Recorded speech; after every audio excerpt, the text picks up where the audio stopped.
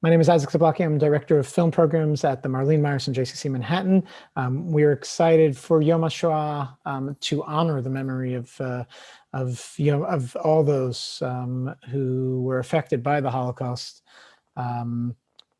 with our annual Saviors on the Screen series, which we've been presenting at the JCC for many, many years. I think since probably, I'm going to guess about at least 15 years we've been presenting this series. Film is a great way to keep the stories of the Holocaust alive and keep them relevant at times, and sometimes just give us an opportunity to remember. This year we were presenting 3 films. My Name is Sara. That's the conversation we're going to have now. Love It Was Not, which is a conversation we'll have at 3 p.m. and Ear Me, which we'll be discussing at 7 p.m. All 3 of these films are available. There's a pass to watch all 3 as well. 3 fabulous films, very different films that tell amazing stories. And after all this time, it's great to see that the films made about the Holocaust continue to be a part of the annual releases and the diversity of these films that are coming out and telling different stories really is a sign that this is all still relevant in many ways. So thank you all for being a part of this.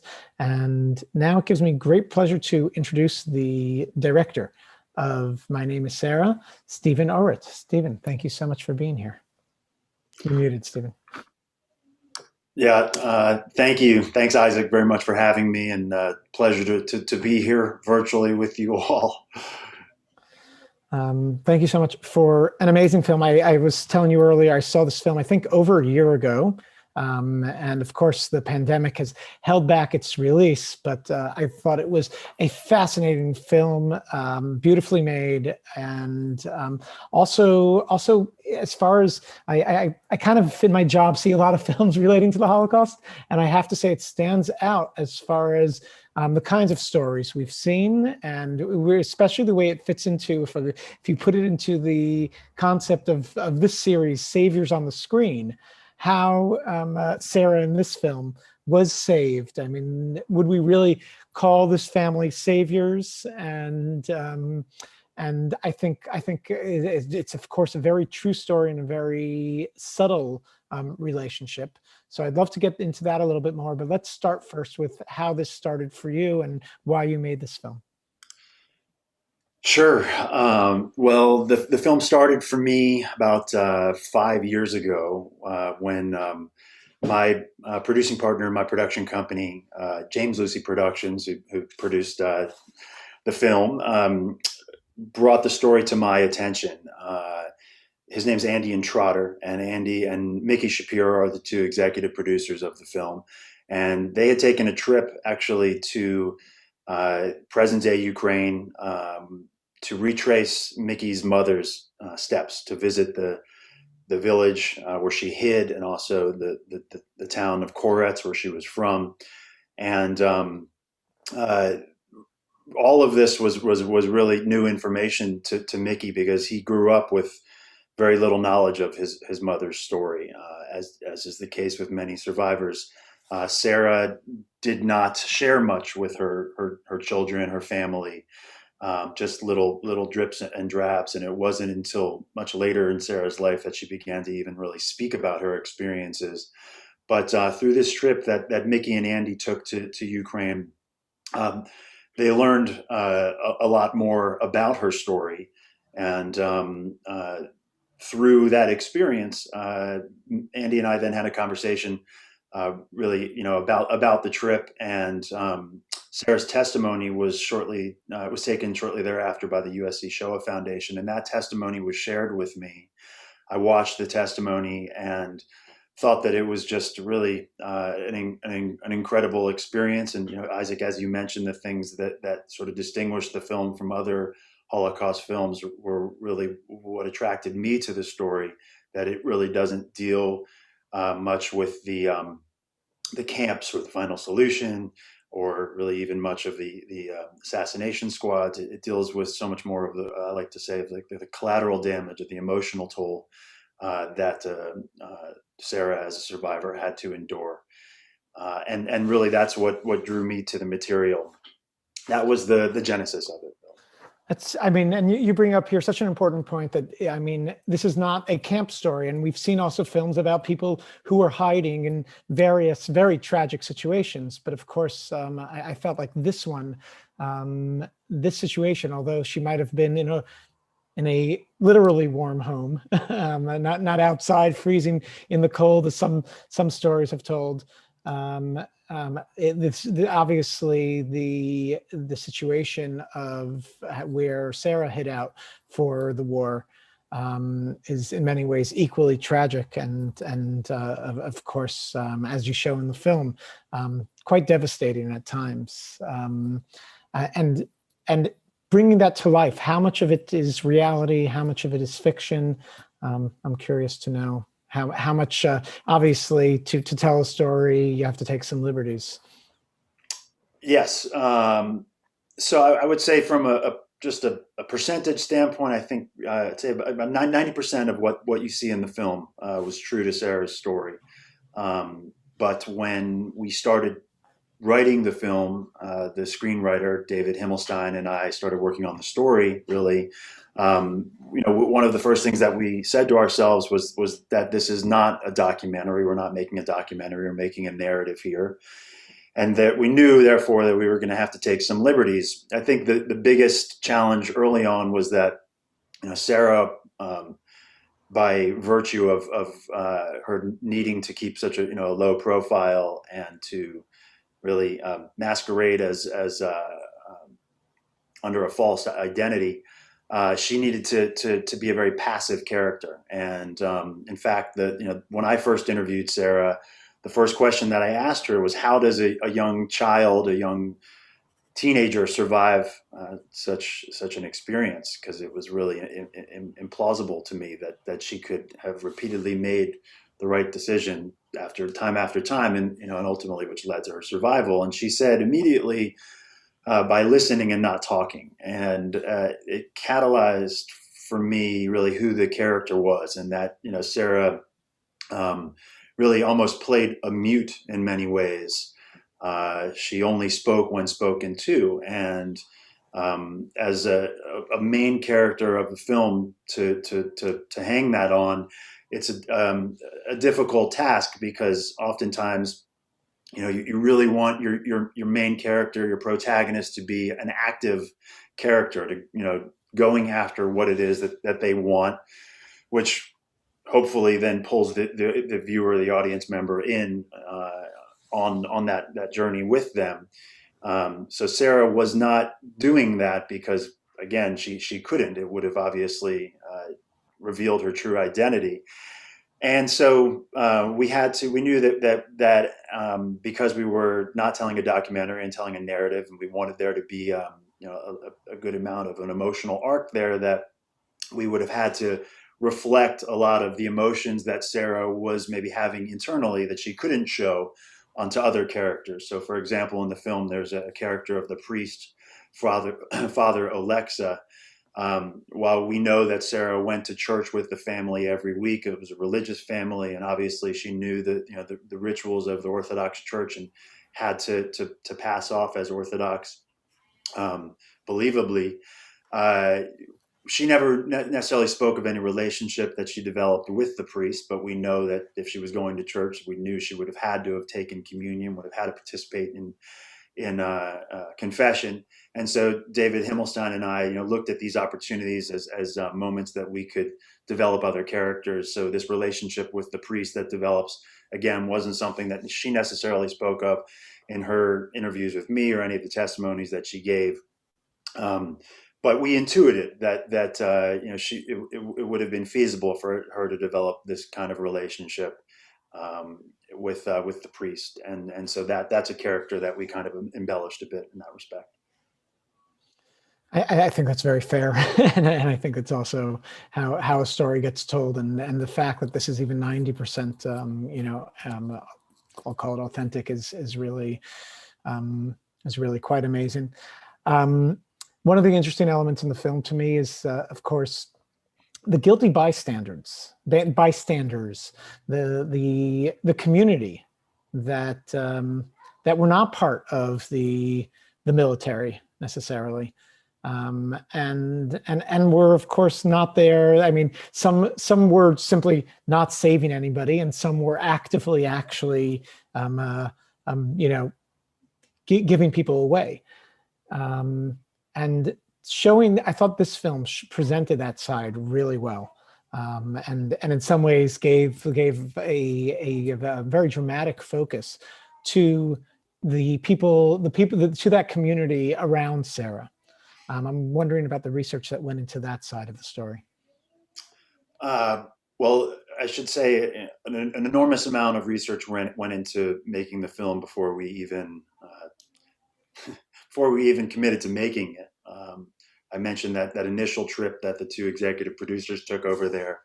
About 2 years after that, I took my first trip over there. We started working with a number of ethnographers and historians, both here in the U.S. and in Eastern Europe. We obviously knew that we wanted to get it right, and before we could really take some of the narrative liberties that we talked about in the previous question, we knew we had to get a core foundation of historical accuracy, which would then kind of allow us to riff a little bit more. But in regard to this question, this was something early on for me that I was aware of, that this was really almost more of a Ukrainian experience than it necessarily was the Jewish experience, because for almost 2 years Sarah was living as a Ukrainian, and that region is just is such a complex historical region. There's so much that I didn't know about the history of the region, despite the fact that my family originates from there. And it wasn't until I would say I was about a year or two into the process of making the film that I had a fairly good grasp of all of the complexities that sort of led to uh, the situation that unfolded prior to the war and throughout the war. And one thing that I was very aware of was, and I think that we often we hear people talk about the past, and they paint with such broad strokes, and there's all these black and whites. Excuse me, those are my dogs. If anyone hears them in the background, pardon me. They'll be quiet in a second. But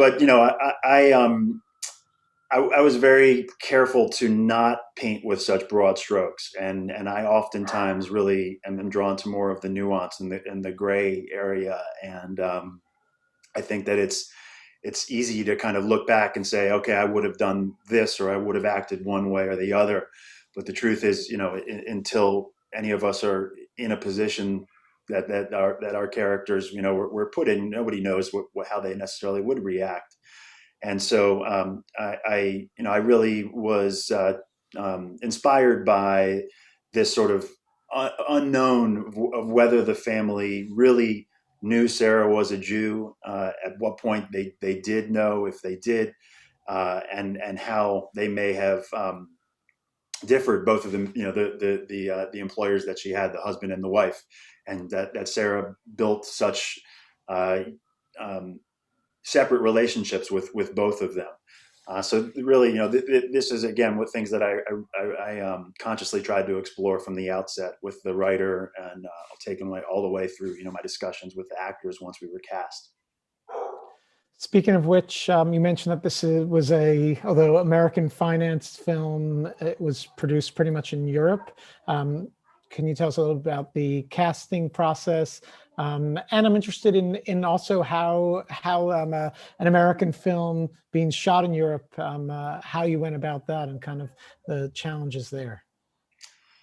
Sure. Well, we knew we wanted to make the film in Europe. I think just from the outset, we knew that we wanted to make it there as opposed to making it here. And when I originally went to Ukraine as a research trip, we also were looking in uh, the chances of filming there in the region where it took place. And it quickly became apparent that it was just a smarter choice for us to film in Poland. There's a larger film community there. Poland has a very, very, very rich film history and an enormous wealth of talent that's there. And so we went to Warsaw and partnered with a production company out of Warsaw called Watch Out Productions. Is a very respected production company out of Warsaw. And really, with their blessing, it gave us entree to the film community there. And I was able to, to work with top people in the industry across the board, both in front of the camera and behind. Our first task in casting was obviously the lead character, and we knew that without that role, we didn't have a film. So we initially started looking at professional actresses all throughout Europe, in the age range of, I'd say, 10 to 18, and nobody either just fit the bill phenotypically or age-wise or performance-wise. It just, we had spent a few months looking and didn't find anyone. And the casting director and I, a woman named Nadia Lebek, came up with an idea to do an open casting call in Poland. And she went to 6 different cities in Poland and put up flyers and Facebook posts, and saw about 150 young women in each city, and then sent me. I was at the time back in the States, and sent me links to, I'd say, about 375 of these best of the 6 cities. And I watched them remotely, and one day they would kind of come in batches through like the cities that came in, and then one of the batches came in through Katowice, a town in southern Poland, and a region, I should say, in southern Poland. And this young woman, Zuzana Surovi, sent in a home casting tape that her father had taken, actually, of her on her iPhone. And I was immediately transfixed by her, not only her performance, but her eyes, and really everything that I talked about really earlier with how Sara explained how she was able to survive. I thought that this young woman embodied, and there was so much strength and power behind her eyes, really, without even having to say a word. And so I returned to Warsaw and started casting. We narrowed it down to about 50 young women at that point, and Susanna was one of them. And we started pairing them with the professional actors that we were casting at the time, and to really, see if she could be thrown for a loop or intimidated by any of the actors she was working with. And she could not. She matched them, really, take for take that we did in our tests and our casting. And I was very confident that Susanna was the right choice for the role. And I went to my producers and said, this is our Sara. Unfortunately, they agreed with me, and the rest is history. Amazing. No, a beautiful job done by all, and a great production. It really looks beautiful. I want to take some questions from our audience. So I'm just going to ask one last question, which might be the most important question of all of us, is why is this film so important? Why is this story so important to be told today? From your opinion. Well, I like to say that every survivor story is exceptional in that they survived. No matter what it took to survive, that they survived, and that their family's legacy was able to continue. Some of those survival stories are more harrowing or more dramatic than others. But again, I think what really drew me to this material was that the amount of emotional intelligence required on the part of a child who goes from living in a ghetto with her family to then overnight being cast out, living with, hiding with her brother for a few days after her entire family was killed, and then she has to leave her brother and is living on her own in the woods. And I was just really blown away again, by the fact that she was able to make the right decision time after time. And while the Diary of Anne Frank is probably the most well-known piece of one of the most well-known pieces of Holocaust literature, and has a young woman, Sarah, same age as Sarah, as at the center of the story. Sarah's story is kind of the antithesis of Anne's story, and that she was really, hiding. Sarah was hiding in plain sight, out in the open. And in doing preparing for the film, obviously, I watched as many films, documentaries, TV series, books that were available, and I didn't find that much that really focused on a young woman's story. And I thought that was something that could kind of bring a fresh perspective to all of the previously produced films that have been out there. And so, I think that by nature of that, I think it's an important story to focus on, because again, now as we're 25 years out from Schindler's List, I think, we're able to tell stories that are a bit more off the beaten path, or I guess, or a bit more nuanced than ones that the masses, are more aware of, I guess. I completely agree, and I think the complexity within your film actually allows the memory of the Holocaust to resonate to a new generation, and it's not just about remembering; it's about connecting to a film with a good story that actually brings in messages to show different elements of what had happened in the Holocaust.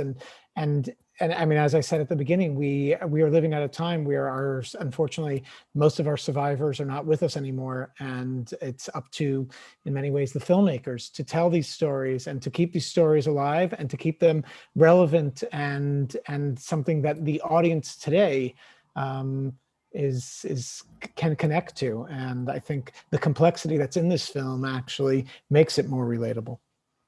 Thank you. Thank you very much.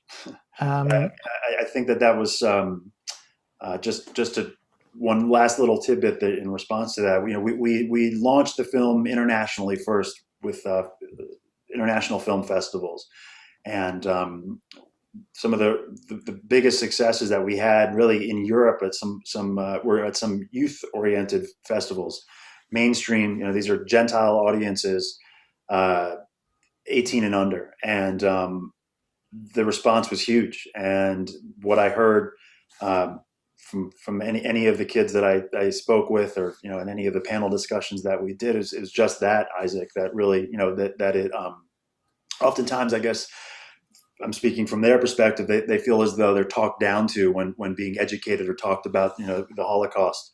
And I wasn't necessarily planning on being of connecting with a younger Gentile audience in that regard. I certainly would have hoped so, but I think so much of it is a credit to Susanna, our lead actress, because she's really the fulcrum for the story, and does so in a way that's her performance is it's not melodramatic, it's not overly sentimental. These were things that I really was focused on doing. I knew there was enough inherent emotion in the story, that we didn't have to lean on some of the tropes that I think oftentimes maybe some of these kids would be like, I've heard this before, and it was just really, really wonderful to connect with an audience that we didn't necessarily think would have found the film. So I hope it happens here in the States. That's great too. And we'll talk about the film's release soon. First, I want to hear from a few people in the audience who have questions. Folks, if you have any questions, please put them in the chat and we could call on you, or you could raise your hand. But we have a question from Marilyn. Marilyn, you're on the line. Well, I wondered about the two little boys that Sarah took care of.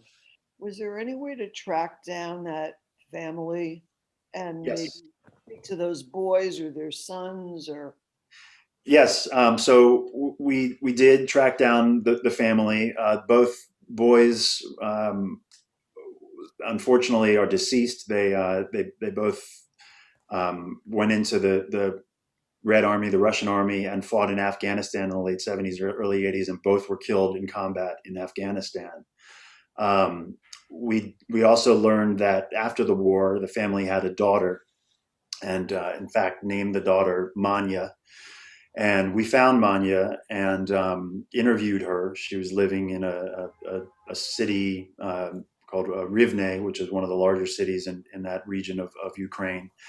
And uh, her parents obviously deceased, but we asked her we asked her some questions. She was not familiar with any story of any uh, Jew that her parents hid during the war, employed during the war. She, in fact, wasn't even aware of any nanny that the parents employed. I asked her. I said, "Do did anyone tell you that where your name came from, Manya?" And she said, "It's Manya. It's like Mary over there. It's a very common name." But in fact, there was no from her perspective, the story didn't even exist. So, I wasn't there to kind of press her at all. We were really trying to get just as much information at that point as possible. But that was what happened to the two boys. Unfortunately, both are deceased as well. Thank you. We have a question from Cindy. Cindy, you're up. Hi, thank you. I was very moved by the film, so thank you so much. Many Jews who hid the way Sarah did had very Polish-looking features, light hair, light eyes, similar to the way your actress looked. But at the end of the film, you show a photo of the young Sarah in black and white, and she seemed to have more of a Jewish look, though the picture may not be as clear as what was in the reality, the way she looked. But if she did look more Jewish, was that something that made it, I would think, made more difficult for her? If you could sort of talk about like how she came across to these people when she came to them and said she was not Jewish. It's a good point, and very observant one. Yes, I think Sarah did stereotypically look more Jewish than Susanna did. But the truth is that any young child or young adult traveling on their own that kind of just showed up at that time was suspicious, and whether you had blonde hair and blue eyes or dark hair and dark eyes, there was always an assumption that are you a Jew? Are you hiding? Are you running from something? The story of Rachel is a character that comes in the film about 30 minutes into the film, is another young Jewish girl who shows up at the farm looking for refuge. This was a true story. Sarah talked about this in extensive detail, and this young girl didn't look Jewish in any way. No one thought that she looked Jewish, and in fact, she thought that would she got a bit complacent because of that. And Sarah, while she did, I think, look more Jewish, I think from the start, the way that she explained is just the family was just suspicious of her story, and the fact that she just showed up and walks out of the woods and starts saying, has this story. But she had, in the time that she was in the woods, she was able to kind of prepare this script, I think, and to kind of rehearse it so that she was able to pull off a believable performance enough early on to get the job. And then she talked about, throughout the time that she was there, these tests, they were always suspicious. They were always testing her, even till the day she left. But I made a decision when we were in our casting process to stray from what may have been more accurately portrayed Sarah's look, and go with somebody who had the right performance and the right soul, if you will, underneath. And it would have been. I think that was just a more important thing for us to focus on, instead of necessarily matching her look. It's more so matching the performance and what was happening with her internally. So that's what I would sort of attribute the discrepancy between Susanna's look and Sarah's look. Thank you very much, folks. Lynn, did you want to ask a question or make a comment? We can unmute you. Yeah. Stephen, thank you so much for making an exquisite film that was not trite or demeaning in any way. It's unfortunately most of your classic survivors are gone now. But what I've been hearing is complete ignorance, not just in Europe, but in this country as well. A lot of survivors never wanted to talk about their story. And I think Europeans in general were filled with shame, as well as the survivors in Israel filled with shame. Some of them were called soap when they got back to Israel because they survived and they should have stayed to fight anyway. I'm really grateful that you did this piece so beautifully, and might you consider doing another one in the future? Of a very difficult mother-in-law who will not tell her story. But you did such an exquisite job with this. Less is more. That's one of my credos in life. Yeah. And I would walk around the set saying that to everybody. Yes, thank you for recognizing all that. Yeah. I think it's important to share this movie with as many people as possible and make sure that the story of this film gets told and gets heard by other people. What is the plan for the release? Well,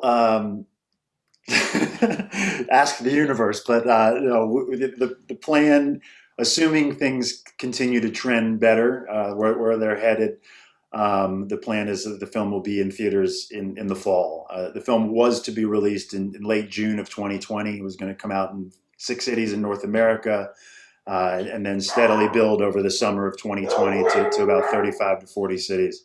And obviously that didn't happen, and we felt as though, as opposed to pushing the film out digitally to kind of hold it and wait it and put it on the shelf, and to wait for theaters to open. It was something that was important to myself, my partners, and also our distributor, Strand, releasing. And so Strand is a tried and true art house distributor. They've been around for almost 30 years and have done a number of international small art house films, and they really know how to reach that audience. And so the film, to answer your question more succinctly, Isaac, please look for it in theaters in the fall. If anybody is interested, the film's website, mynamissara.com. You can always go on there to check out any updates, or if you want, you could even put in your email, and then you'll be sent updates as they become available to you.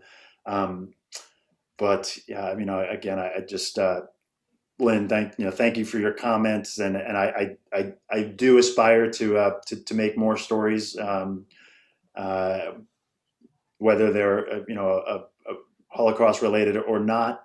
But Isaac, as you mentioned, it's obviously very, very important to get this story out there, and that's why we're doing a number of these virtual events with film festivals, and we just did one with the United States Holocaust Museum last month that was enormously successful, and we have a number of other ones coming up. So a lot of this will depend on word of mouth and people telling their friends and family. There's this little film that is out there. So. Such an important film, and will continue to be relevant even in the fall, I dare say. So folks, please do help spread the word and tell your friends about this film, so as many people as possible share this story. Thank you so much, Stephen. Thank you all. Thank you all for joining us, and hopefully you'll join us throughout the day. The JCC is also hosting its annual reading of the names too, so please join for that and honor the memory of the Holocaust on Yom HaShoah, which is today. Thank you very much, folks. And thanks, Isaac. Take care. Thank you all very much. Thank you.